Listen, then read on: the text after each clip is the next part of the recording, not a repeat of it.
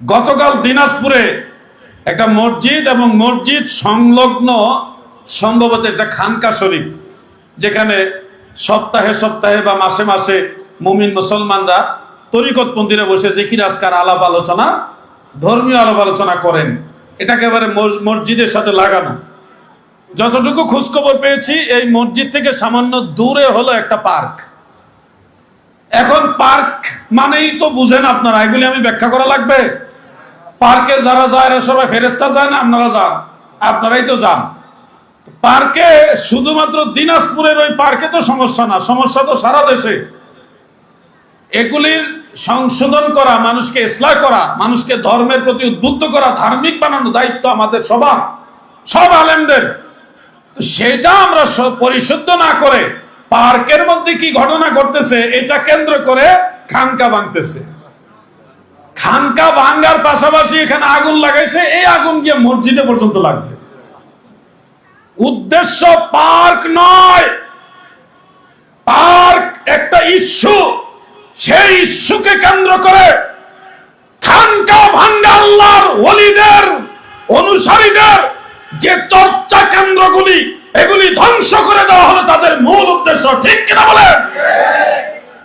আমি যদি ধরেও নেই যে যিনি খানকা করেছেন তার মধ্যে ত্রুটি আছে, আমি তখন বলবো ত্রুটি থাকলেও একটা জেনারেল শিক্ষিত লোক, যে মাদ্রাসা লাইনের লোক না, জেনারেল শিক্ষিত লোক, কোন এক বুজুর্গের সোহবতে গিয়ে এটুকু অনুভব করছে যে আমারও একটু আল্লাহ বিল্লাহ করার দরকার।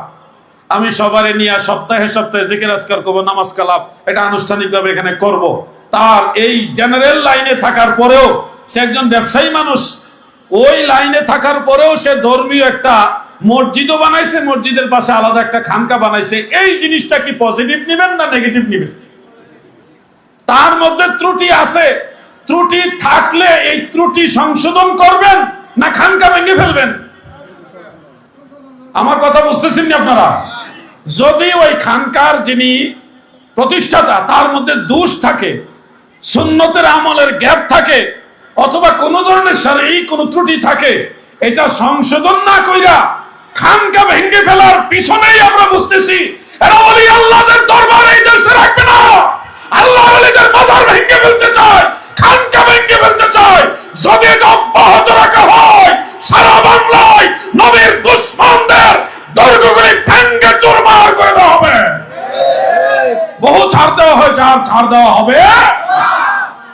প্রশাসন অনেকটাই নীরব ভূমিকা পালন করে।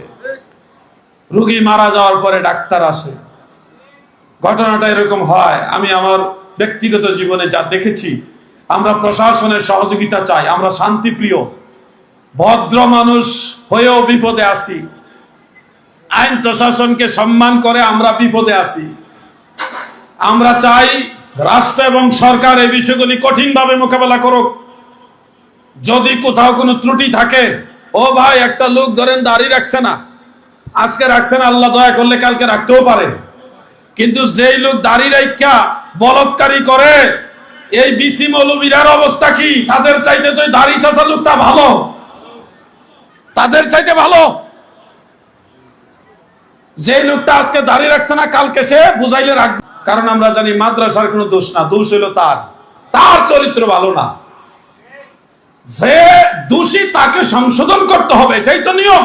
না করে খানকা ভেঙে ফেলতেছে, মাজার ভেঙে ফেলতেছে, দরগা মসজিদ এগুলি ভেঙে দিতেছে, মাদ্রাসা, মাজারের পাশে মাদ্রাসা, ওই মাদ্রাসা পর্যন্ত ভেঙে দিছে।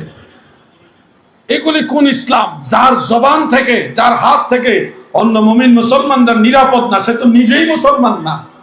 এটা তো হাদিস।